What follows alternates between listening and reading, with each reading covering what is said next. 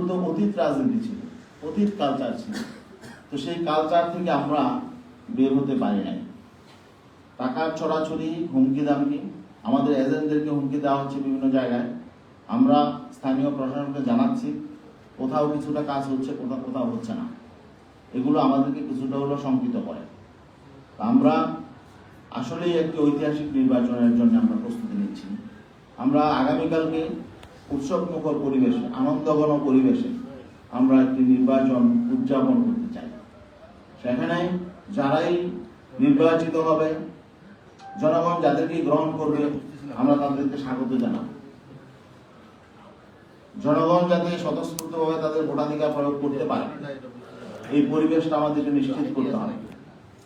প্রশাসন এবং সকল রাজনৈতিক দলকে আমরা অনুরোধ জানাবো যাতে একটি ফ্রি, ফেয়ার এবং ক্রেডিবল নির্বাচন গোটা বিশ্ব, শুধু আমরা আমাদের দেশের মানুষ নয়, গোটা বিশ্ব দেখতে পাই।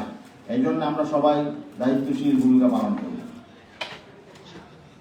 বাজারে, বাতাসে ইলেকশন ইঞ্জিনিয়ারিং এর একটা কথা শোনা যাচ্ছে।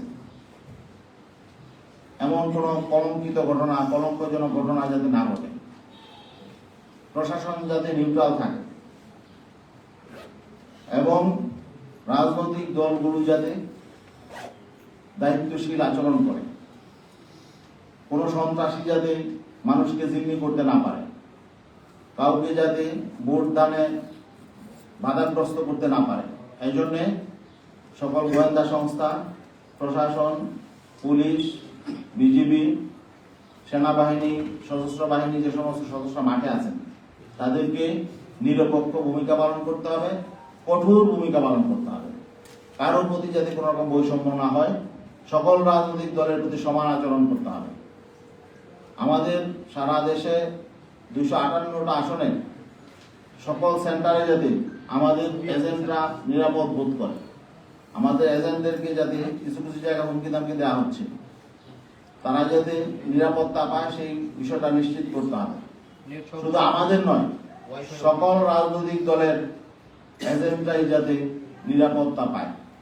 আর যারা ভোটার, পলাতক, ফেরারি আসামি ছাড়া সকল ভোটার যাতে নির্বিঘ্নে, তার দলীয় পরিচয় যাই থাক, অতীত পরিচয় যাই থাক, সকল ভোটার যাতে তাদের ভোটাধিকার প্রদান করতে পারে স্বতঃস্ফূর্তভাবে, এবং সকল ভোটার যাতে সম্মানের সাথে তাদের ভোট প্রদান করতে পারে, এটা আমাদের নিশ্চিত করতে হবে।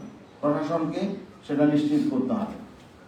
এবং আমরা স্পষ্টভাবে বলতে চাই, আগামীতে যেই ক্ষমতায় যায়, আমরা নতুন রাজনৈতিক কালচার তৈরি করতে চাই।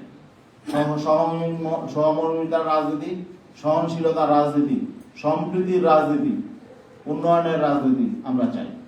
ইসলামী আন্দোলন বাংলাদেশ শরিয়ার প্রশ্নে, ইসলামের প্রশ্নে এবং দেশের স্বার্থের প্রশ্নে কোনো আপোষ করবে না। আমরা কোনো বিদেশি শক্তির রক্তচক্ষুকে ভয় করি না। আমরা কোনো আগ্রাসী শক্তি, আধিপত্যবাদী শক্তির ক্রীড়নক হয়ে আমরা এখানে রাজনীতি করব না। আমরা স্বাধীন এবং আমাদের স্বাতন্ত্র্য নিয়েই আমরা আগামীতে দেশে স্বাধীন রাজনীতি চর্চা করতে চাই। এটা আপনারা ইতিমধ্যে লক্ষ্য করেছেন। আমরা দেশপ্রেম এবং ইসলামের প্রতি, আমাদের সৃষ্টিকর্তা, মহান সৃষ্টিকর্তা আল্লাহর প্রতি পূর্ণাঙ্গ আনুগত্যকে নিয়েই আমরা সামনে এগিয়ে যেতে চাই। এক্ষেত্রে আমরা কোনো ষড়যন্ত্র, কোনো চক্রান্তকে আমরা ভ্রুক্ষেপ করব না। যদি কেউ কোনো ষড়যন্ত্র করে, চক্রান্ত করে, আমরা জনগণকে সামনে নিয়ে তা প্রতিহত করব। আগামীতে আমরা সে প্রতিবাদ গড়ে তুলব ইনশাআল্লাহ। কোনো ষড়যন্ত্রের নির্বাচন, কোনো পাতানো খেলা এবং কোনো রকম কনস্পিরেসি এই নির্বাচনে যাতে না হয়। যদি এমন কিছু হয়, তাহলে বিগত দিনের ইতিহাস আমরা সবাইকে স্মরণ করে দিতে চাই। পরিণতি আরো খারাপ হবে। নির্বাচন যাতে সত্যিকার অর্থেই গ্রহণযোগ্য হয়, ফ্রি হয়, ফেয়ার হয়, ক্রেডিবল হয়, এই জন্যে সবাইকেই সহযোগিতা করতে হবে। আমি ভোটারবৃন্দের কাছে, আমাদের নেতৃবৃন্দ, আমাদের তৃণমূলের নেতাকর্মী, সকল সম্মানিত ভোটার, সকল নারী পুরুষ, যুবক যুবতী, সকলের কাছে আমাদের অনুরোধ থাকে, আসুন আমরা নতুন বাংলাদেশ নির্মাণের জন্য নতুন রাজনীতি সূচনা করি।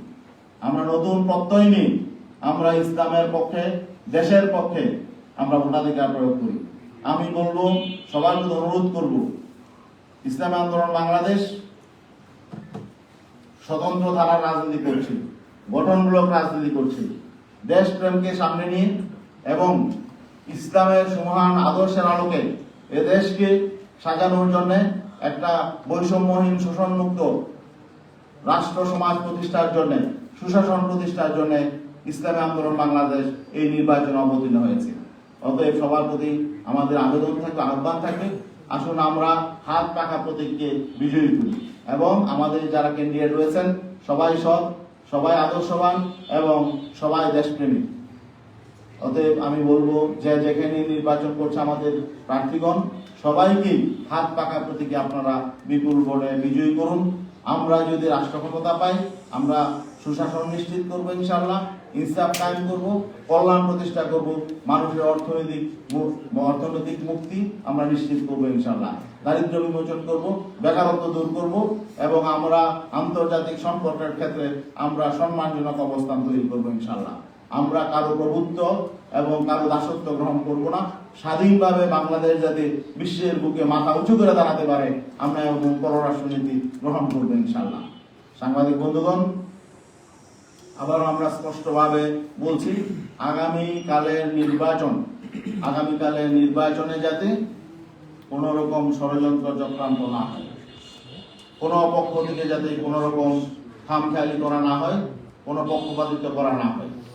আমরা যদি একটি ঐতিহাসিক নির্বাচন করতে পারি, আমরা যদি একটি স্মরণীয় নির্বাচন করতে পারি, তাই অন্তর্বর্তীকালীন সরকার ইতিহাসে স্থান পাবে, আমরাও ইতিহাসের অংশ হয়ে থাকবো ইনশাআল্লাহ। আমি সকল প্রতিদ্বন্দ্বী রাজনৈতিক দলগুলোকেও ধন্যবাদ জানাই এবং সবার সহযোগিতা নিয়ে আমরা আগামীতে এই বাংলাদেশ গড়ে তুলতে চাই। সবাইকে আমাদের এই বক্তব্য মনোযোগ দিয়ে শোনার জন্য আন্তরিকভাবে ধন্যবাদ জানাই। আর বিশেষ করে সাংবাদিক বন্ধুগণ এবং বিভিন্ন মিডিয়া যে সম্মানিত মিডিয়া কর্মীগণ আছেন, আমাদেরকে আপনারা সবসময় আমাদের পাশে ছিলেন, সহযোগিতা করেছেন। আগামী দিনও আশা করি আপনাদেরকে আমরা পাশে পাবো, আপনাদের সহযোগী হিসাবে আমরা চাই।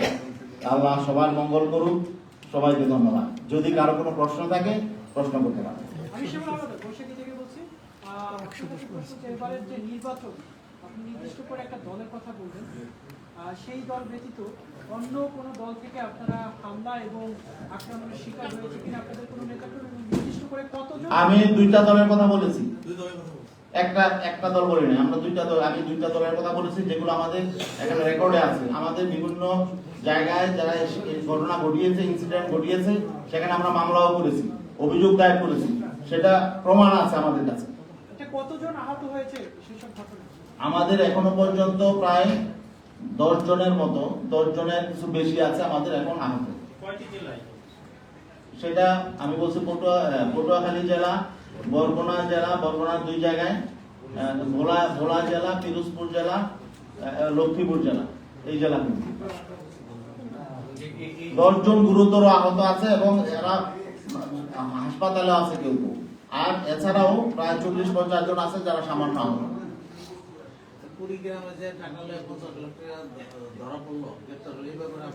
এটা তো আমি বলেছি, টাকার ছড়াছড়ি হচ্ছে। এটা শুধু কুড়িগ্রামে না, সারা দেশে হচ্ছে। সারা দেশে আমাদের কাছে নিউজ আছে, সারা দেশে হচ্ছে। গোয়েন্দা তৎপরতা বাড়ানো দরকার, আজ রাত্রেও হবে, তাই না? এটা একটু সুষ্ঠু নিরাপত্তা, সুষ্ঠু নির্বাচনের জন্য বড় বাধা, বড় অন্তরায়। মানুষ কেনা বেচা হচ্ছে এবং সন্ত্রাসীদের মধ্যে টাকা বিলি হচ্ছে, এগুলো আমাদের কাছে নিউজ আছে। আপনারা ওগুলো তথ্য নেবেন, প্রশাসনকে উদ্যোগ নিতে হবে। আপনাদের যে অভিযোগগুলো করলেন, প্রশাসনের দিক থেকে আপনারা সহায়তা পেয়েছেন বা তাদের দিক থেকে রেসপন্স কি দেখেছেন? না, আমাদের কোন জায়গায় প্রশাসন থেকে আমরা কিছুটা সহযোগিতা পাচ্ছি, কোন জায়গায় আবার তারা ইগনোর করে যাচ্ছে। সব জায়গায় সমান না।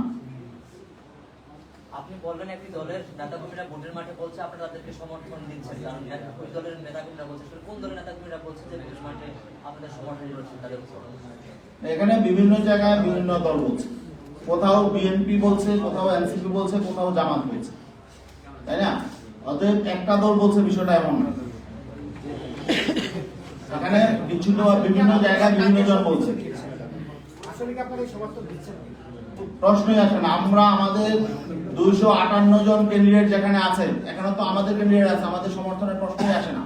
আর এর বাইরে যে 42টা আসন আছে সেখানে আমরা সাংগঠনিক লেভেলে আমরা সেখানে স্থানীয়ভাবে আমরা আমাদের নেতৃবৃন্দকে তৃণমূলের কর্মীদেরকে জানিয়ে দিচ্ছি তারা কাকে সেখানে ভোট দিবে। কিন্তু কেউ কারো পক্ষে ক্যাম্পিং করবে না। 42টা আসনে আমাদের ক্যাম্পিং করবে না, তবে ভোট কাকে দিবে সেটা আমরা সাংগঠনিকভাবে আমরা জানিয়ে দিয়েছি।